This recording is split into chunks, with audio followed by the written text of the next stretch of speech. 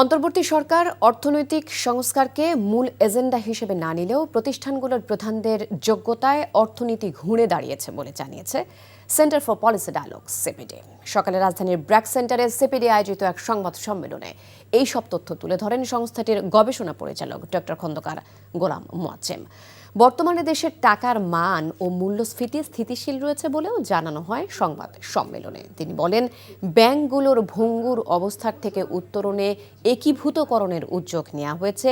এছাড়া টাকা পাচারও ঠেকানো গেছে। তবে আগামী সরকার যেন নতুন কোনো ব্যাংকের অনুমতি না দেয় সে বিষয়ে আহ্বান জানিয়ে গোলাম মোয়াজ্জেম বলেন, অন্তর্বর্তী সরকারের নিয়োগকৃত যেসব কর্মকর্তা সাফল্য দেখিয়েছেন তাদের যেন স্বপদে বহাল রাখা হয়।